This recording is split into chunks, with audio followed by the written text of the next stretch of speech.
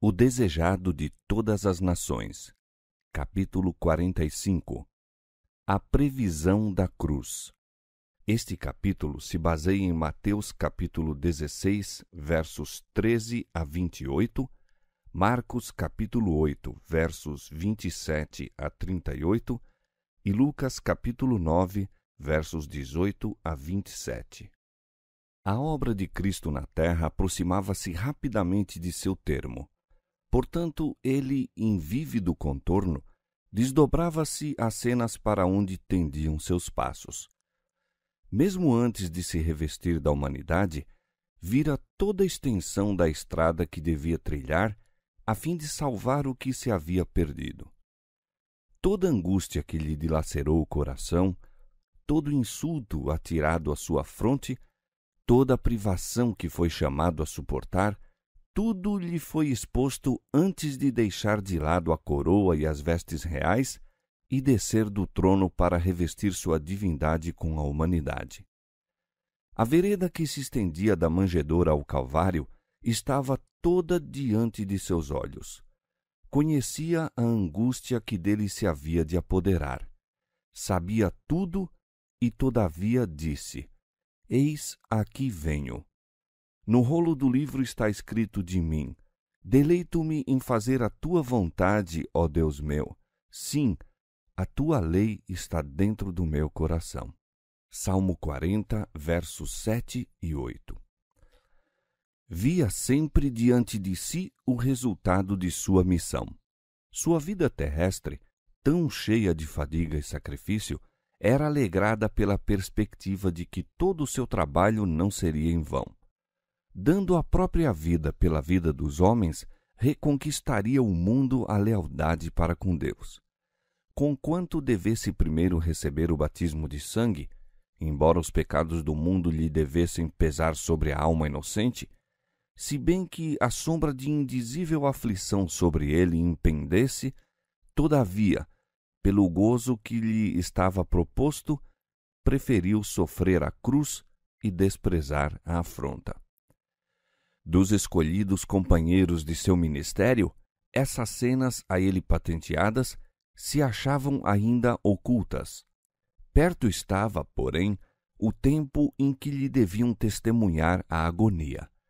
Deviam ver aquele a quem amavam e em quem confiavam entregue às mãos dos inimigos e pendurado à cruz do Calvário. Em breve os deixaria ele para enfrentarem o mundo sem o conforto de sua presença visível. Jesus sabia quão acerbamente os perseguiriam o ódio e a incredulidade e desejava prepará-los para as provações. Jesus e os discípulos haviam então chegado a uma das cidades nas cercanias de Cesareia de Filipo. Encontravam-se além dos limites da Galiléia, numa região em que predominava a idolatria. Ali os discípulos foram afastados da dominante influência do judaísmo, sendo postos em mais íntimo contato com o culto pagão. Em torno deles se achavam representadas formas de superstição que existiam em todas as partes do mundo. Jesus desejava que a visão dessas coisas os levasse a sentir a própria responsabilidade para com os pagãos.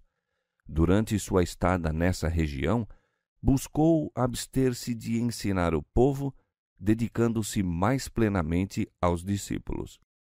Estava para lhes dizer os sofrimentos que o aguardavam. Antes disso, porém, afastou-se sozinho e orou para que seus corações estivessem preparados para receber-lhe as palavras. Depois de reunir-se a eles, não lhes comunicou imediatamente aquilo que lhes desejava participar. Antes de fazê-lo, ofereceu-lhes o ensejo de confessar sua fé nele, a fim de se fortalecerem para a próxima provação. Perguntou-lhes: Quem dizem os homens ser o Filho do Homem? Com pesar foram os discípulos forçados a admitir que Israel deixara de reconhecer seu Messias.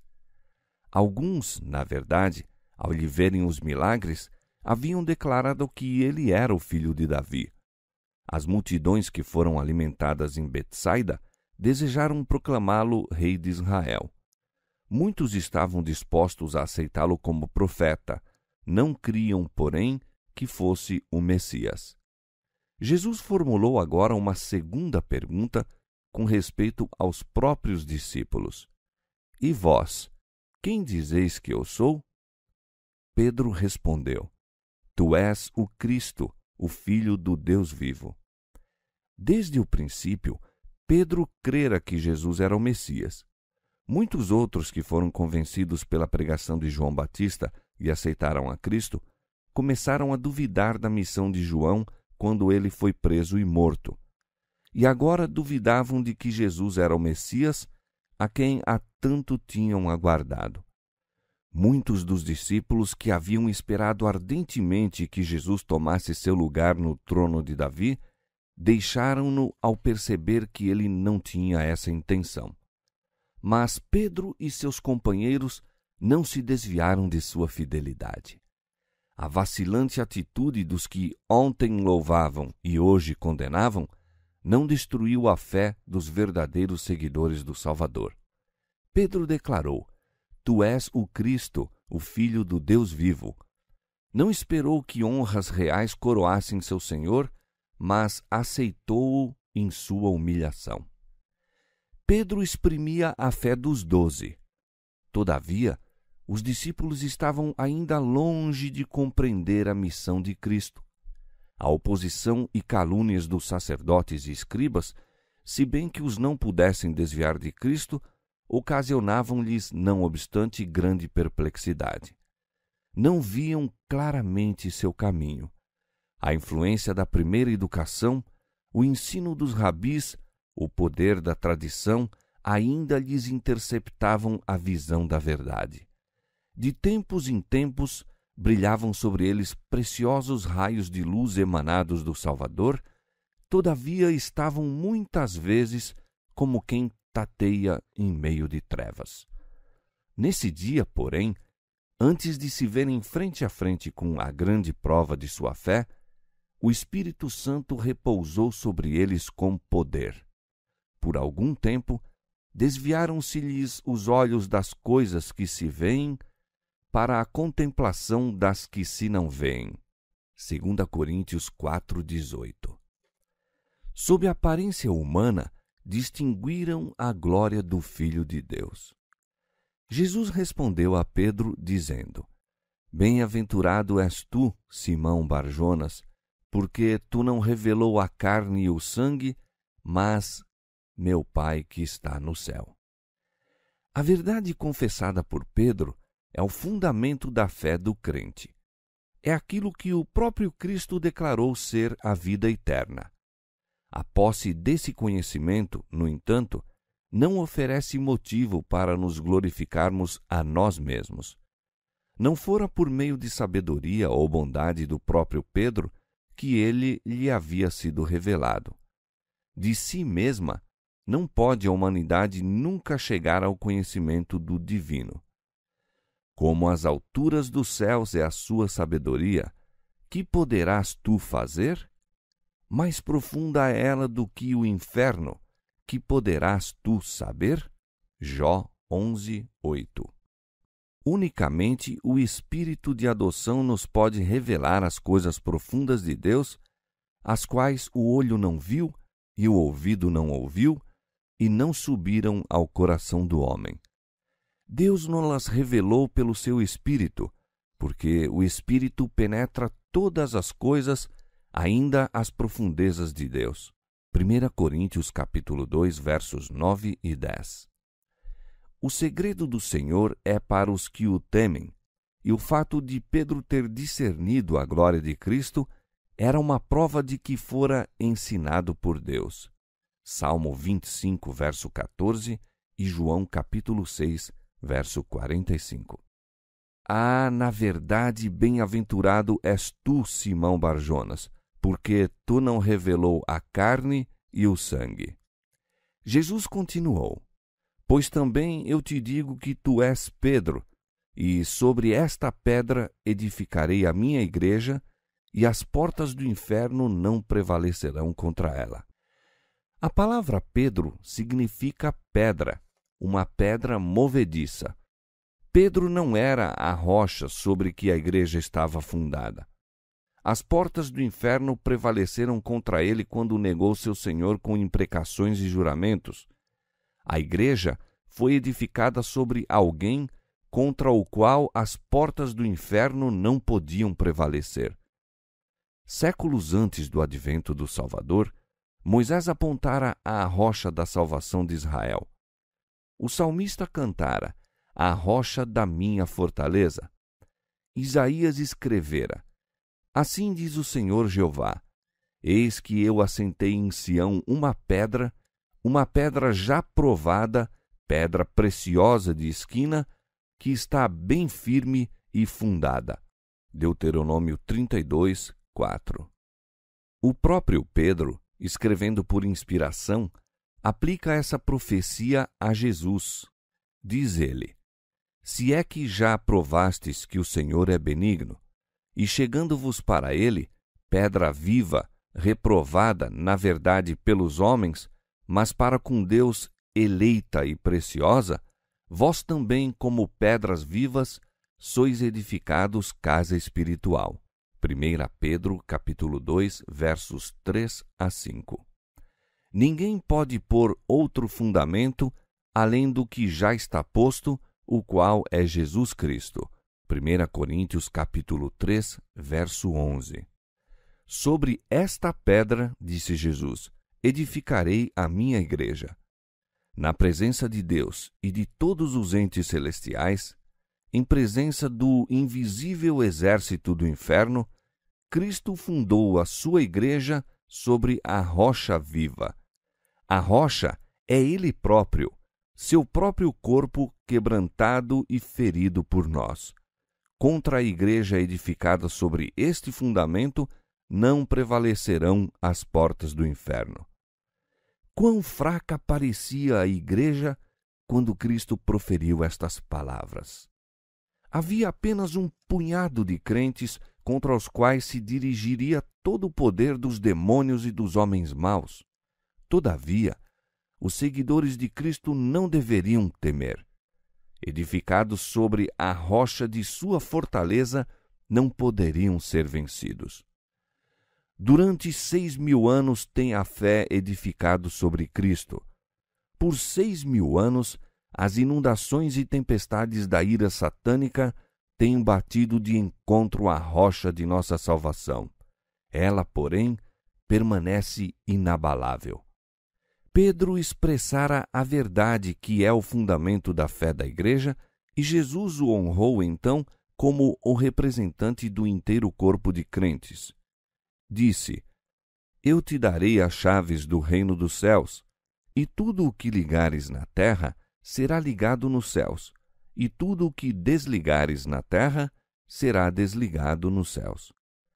As chaves do reino dos céus são as palavras de Cristo. Todas as palavras da Santa Escritura são dele e acham aqui incluídas. Estas palavras têm poder para abrir e fechar os céus. Declaram as condições sob que os homens são recebidos ou rejeitados. Assim, a obra dos que pregam a palavra de Deus é um cheiro de vida para a vida ou de morte para a morte. Sua missão acha-se repleta de resultados eternos. O Salvador não confiou a obra do Evangelho a Pedro individualmente.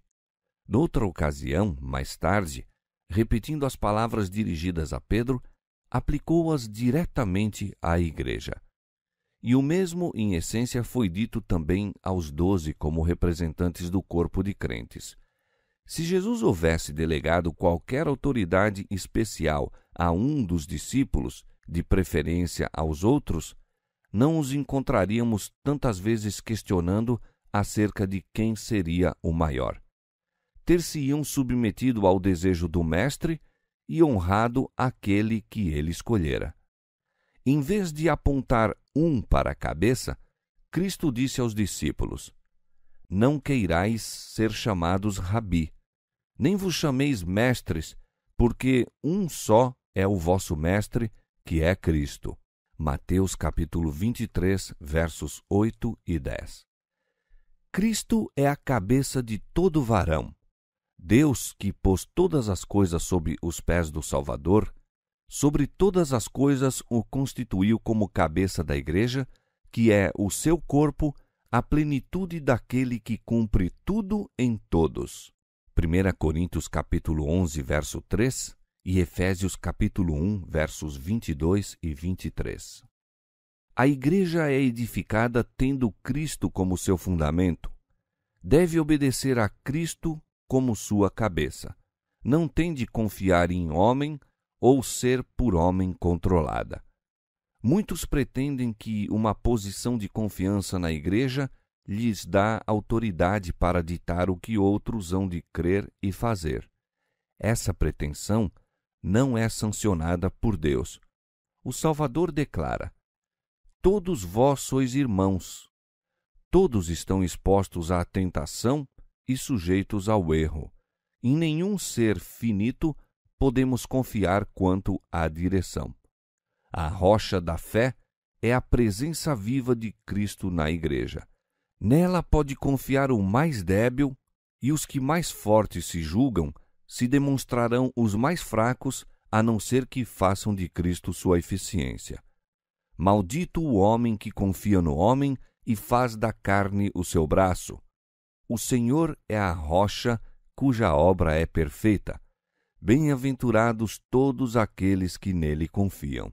Jeremias capítulo 17, verso 5, Deuteronômio capítulo 32, verso 4 e Salmo capítulo 2, verso 12. Depois da confissão de Pedro, Jesus recomendou aos discípulos que a ninguém dissessem que ele era o Cristo. Esta recomendação foi feita por causa da decidida oposição dos escribas e fariseus.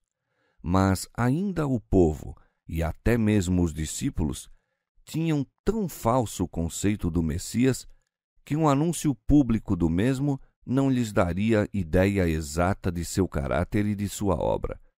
Mas dia a dia ele se lhes estava revelando como Salvador e assim desejava dar-lhes uma genuína concepção de si mesmo como o Messias. Os discípulos ainda esperavam que Cristo reinasse como príncipe temporal. Conquanto ele houvesse por tanto tempo ocultado seu desígnio, acreditavam que não permaneceria para sempre na pobreza e obscuridade. Aproximava-se o tempo em que estabeleceria o seu reino. Que o ódio dos sacerdotes e rabis jamais arrefecesse, que Cristo houvesse de ser rejeitado por sua própria nação, condenado como enganador e crucificado como malfeitor, este pensamento nunca os discípulos abrigaram. Mas vinha chegando a hora do poder das trevas e Jesus precisava revelar aos discípulos o conflito que se achava diante deles. Estava triste, antecipando a prova. Até então, abstivera-se de dar-lhes a conhecer qualquer coisa relativamente a seus sofrimentos e morte. Em sua conversa com Nicodemos, dissera: como Moisés levantou a serpente no deserto, assim importa que o Filho do Homem seja levantado, para que todo aquele que nele crê não pereça, mas tenha a vida eterna. João capítulo 3, versos 14 e 15. Mas os discípulos não ouviram isso, e ouvisse-no embora, não o haveriam compreendido. Agora, porém, estiveram com Jesus, ouvindo-lhe as palavras, testemunhando-lhe as obras, até que, não obstante a humildade de seu ambiente e a oposição dos sacerdotes e do povo, foram capazes de se unir a Pedro no testemunho. Tu és o Cristo, o Filho do Deus vivo. Chegou então o momento para correr o véu que ocultava o futuro. Desde então, começou Jesus a mostrar aos discípulos que convinha ir a Jerusalém e padecer muito dos anciãos e dos principais dos sacerdotes, dos escribas, e ser morto e ressuscitar ao terceiro dia. Mudos de angústia e espanto, escutaram os discípulos. Cristo aceitara o reconhecimento por parte de Pedro de sua filiação de Deus, e agora Suas palavras indicativas dos sofrimentos e da morte que o aguardavam pareciam incompreensíveis. Pedro não se pôde conter. Tomando o mestre à parte, como a querer subtraí-lo à impendente condenação, exclamou: Senhor, tem compaixão de ti. De modo nenhum te acontecerá isso. Pedro amava seu Senhor, mas Jesus não o louvou por assim manifestar o desejo de o escudar contra o sofrimento. As palavras de Pedro não eram de molde a ajudar e consolar Jesus na grande prova que estava diante dele. Não estavam em harmonia com o desígnio de Deus, de graça para com o mundo perdido, nem a lição de sacrifício que Jesus viera ensinar com seu próprio exemplo. Pedro não desejava ver a cruz na obra de Cristo. A impressão que suas palavras haviam de causar era inteiramente contrária à que Cristo desejava produzir no espírito de seus seguidores, e o Salvador foi compelido a proferir uma das mais severas repreensões que já lhe caíram dos lábios. Para trás de mim, Satanás, que me serves de escândalo, porque não compreende as coisas que são de Deus, mas só as que são dos homens. Satanás buscava desanimar a Jesus e desviá-lo de sua missão, e Pedro, em seu cego amor, estava sendo o porta-voz da tentação. O príncipe das trevas fora o autor do pensamento. Por trás daquele impulsivo apelo, achava-se sua instigação. No deserto, Satanás oferecera a Cristo o domínio do mundo sob a condição de abandonar a vereda da humilhação e do sacrifício. Apresentava agora a mesma tentação ao discípulo de Cristo. Estava procurando fazer Pedro fixar o olhar na glória terrestre para que não visse a cruz a que o Salvador lhe desejava atrair os olhos. E por intermédio de Pedro, Satanás novamente insistia na tentação contra Jesus. Mas ele não lhe deu ouvidos, pensava no discípulo. Satanás interpusera-se entre Pedro e seu mestre, para que o coração do discípulo não fosse tocado ante a visão da humilhação de Cristo por ele. As palavras de Cristo foram dirigidas não a Pedro, mas àquele que o estava tentando separar do Redentor. Para trás de mim, Satanás. Não te continues a interpor entre mim e meu errado servo. Deixa-me estar face a face com Pedro, para que lhe possa revelar o ministério do meu amor. Foi para Pedro uma lição amarga, lição que não aprendeu senão vagarosamente, essa de que a estrada de Jesus na terra se estendia através de agonias e humilhações. O discípulo recuava da comunhão com o Senhor nos sofrimentos, mas no ardor da fornalha havia ele de descobrir-lhe as bênçãos. Muito tempo depois, quando sua figura ativa se achava curvada ao peso dos anos e labores, escreveu: Amados, não estranheis a ardente prova que vem sobre vós para vos tentar, como se coisa estranha vos acontecesse, mas alegrai-vos no fato de serdes participantes das aflições de Cristo, para que também na revelação da sua glória vos regozijeis e alegreis. 1 Pedro capítulo 4, versos 12 e 13. Jesus explicou então aos discípulos que sua própria vida de abnegação era um exemplo do que a deles deveria ser. Chamando para junto de si os discípulos e o povo que o estivera rodeando, disse: Se alguém quiser vir após mim, renuncie-se a si mesmo, tome sobre si a sua cruz e siga-me. A cruz estava associada ao poder de Roma. Era um instrumento da mais cruel e humilhante forma de morte. Exigia-se dos mais vis criminosos que levassem a cruz ao lugar da execução e muitas vezes, quando lhe iam colocar nos ombros, resistiam com desesperada violência até que fossem subjugados e o instrumento de tortura sobre eles posto. Mas Jesus pedia a seus seguidores que tomassem a cruz e a conduzissem após ele. Para os discípulos, suas palavras, conquanto imperfeitamente compreendidas, indicavam que se deviam submeter à mais acerba humilhação, submeter-se mesmo à morte por amor de Cristo. Nenhuma entrega mais completa poderiam haver expresso as palavras do Salvador, mas tudo isto aceitara por eles. Jesus não reputou o céu em lugar desejável enquanto nos achávamos perdidos. Deixou as cortes celestes por uma vida de vitupério e insultos e uma ignominiosa morte. Aquele que era rico nos apreciáveis tesouros celestes tornou-se pobre a fim de, pela sua pobreza, nos tornarmos ricos. Cumpre-nos seguir a vereda por ele trilhada. Amor às almas porque Cristo morreu significa a crucifixão do próprio eu. Aquele que é filho de Deus deve, daí em diante, considerar-se um elo na cadeia baixada para salvar o mundo, um com Cristo em seu plano de misericórdia, indo com ele em busca dos perdidos para o salvar. O cristão deve sempre ter presente que se consagrou a Deus e que seu caráter deve revelar Cristo perante o mundo. O espírito de sacrifício, a simpatia, o amor manifestado na vida de Cristo devem reaparecer na existência do obreiro de Deus.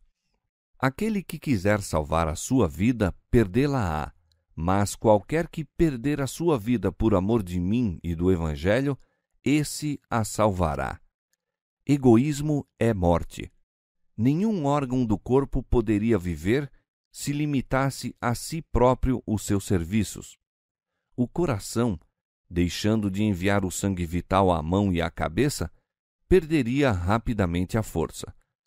Como nosso sangue, assim é o amor de Cristo difundido por toda a parte através de seu corpo místico.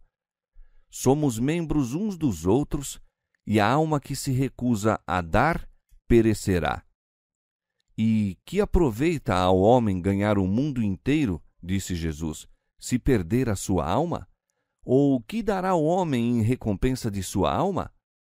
Para além da pobreza e humilhação do presente, apontava ele aos discípulos sua vinda em glória, não no esplendor de um trono terrestre, mas com a glória de Deus e as hostes do céu. E então disse ele: dará a cada um segundo as suas obras. E para animá-los, fez a promessa: em verdade vos digo que alguns há, dos que aqui estão, que não provarão a morte até que vejam ver o Filho do Homem no seu reino. Mas os discípulos não compreenderam suas palavras. A glória parecia muito distante. Tinham os olhos fixos na visão mais próxima, a vida terrena de pobreza, humilhação e sofrimento. Deverá ser abandonada sua brilhante expectativa do reino do Messias? Não deveriam eles ver seu Senhor exaltado ao trono de Davi? Seria possível que Cristo devesse viver como humilde peregrino, sem lar, devendo ser desprezado, rejeitado e condenado à morte? O coração confrangeu-se-lhe de tristeza, pois amavam o Mestre. Também a dúvida lhes assaltava o espírito, pois parecia incompreensível que o Filho de Deus houvesse de estar sujeito a tão cruel humilhação. Cogitavam por que haveria ele de ir a Jerusalém enfrentar o tratamento que lhes dissera havia de receber ali. Como se poderia resignar a tal sorte e deixá-los entregues a uma treva mais densa que aquela em que tateavam antes que se lhes revelasse? Na região de Cesareia de Filipo, raciocinavam os discípulos, Cristo se achava fora do alcance de Herodes e Caifás. Nada tinha a temer do ódio dos judeus, nem do poder dos romanos. Por que não trabalhar ali, à distância dos fariseus? Por que necessitaria de se entregar à morte? Se lhe cumpria morrer, então como era que seu reino se devia estabelecer tão firmemente que, as portas do inferno não prevaleceriam contra ele? Para os discípulos, isto era, na verdade, um mistério. Estavam então jornadeando ao longo da costa do mar da Galileia, em direção à cidade em que todas as suas esperanças haviam de ser esmagadas. Não ousavam objetar a Cristo, mas falavam entre si, em voz baixa e triste, a respeito do que seria o futuro. Mesmo por entre suas interrogações, apegavam-se à ideia de que qualquer circunstância imprevista poderia desviar a condenação que parecia aguardar a seu Senhor. Assim, durante 6 longos e sombrios dias, se entristeceram e duvidaram, esperaram e temeram.